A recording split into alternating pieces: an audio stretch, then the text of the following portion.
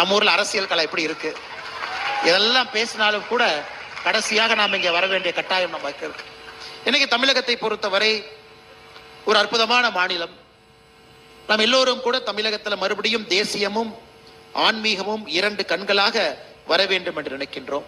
எங்கேயோ ஒரு இடத்துல ஒரு சின்ன கோபம் நம்ம எல்லாத்துக்குமே வருது. எப்படி இருந்த ஒரு தமிழகம், எப்படி இருக்க வேண்டிய ஒரு தமிழகம், எப்படிப்பட்ட மனிதர்கள் வாழ்ந்த ஒரு தமிழகம், இன்னைக்கு குடி என்பது சாதாரணமாக கொண்டிருக்கிறதே, குடிபோதை என்பது எல்லா இடத்துலையும் வந்துருச்சு அப்படிங்கிறதெல்லாம் நமக்கு நிச்சயமாக ஒரு பெரிய ஒரு மன உறுத்தலை நமக்கு உண்டு செய்திருக்கிறது. இத்தனை பேர் இங்க வந்திருக்கிறீங்க, இத்தனை பேர் படித்தவர்கள் இங்க இருக்கிறீங்க, படிப்புனால நீங்க இன்னைக்கு ஐக்கிய அரபு எமிரேட்ஸ் வந்திருக்கிறீங்கன்னா அதெல்லாம் பின்னாடி திரும்பி பார்த்தீங்கன்னா எத்தனையோ பேர் பிள்ளையார் சொல்லி போட்டிருக்காங்க. நீங்க படிப்பதற்கு நல்ல ஒரு தரமான அரசு பள்ளிக்கூடத்தில் படித்து இங்க வருவதற்கு. கர்ம வீரர் காமராஜர் ஐயா 9 ஆண்டுகள் தமிழகத்தினுடைய முதலமைச்சராக இருந்தாங்க. 1954 1963 வரை.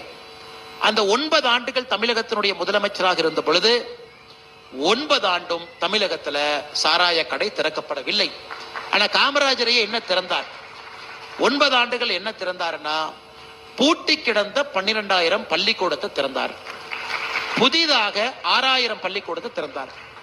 இந்திய அரசியல் வரலாற்றுல 9 ஆண்டு காலம் ஒருத்தர் முதலமைச்சராக இருந்து 18,000 பள்ளிக்கூடங்கள் திறக்கப்பட்ட ஒரே ஒரு மாநிலம் தமிழகம் தான்.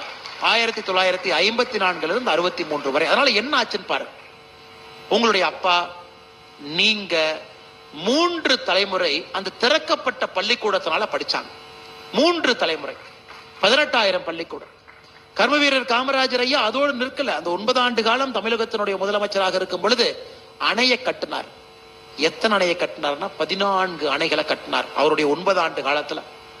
அணையை கட்டுறதோடு நிற்கல, பாசன வசதியை ஏற்படுத்தினாங்க. லட்சக்கணக்கான விவசாய நிலத்தை தமிழகத்துல நீர் வரத்து வரும் அளவுக்கு அதை மேம்படுத்தினாங்க.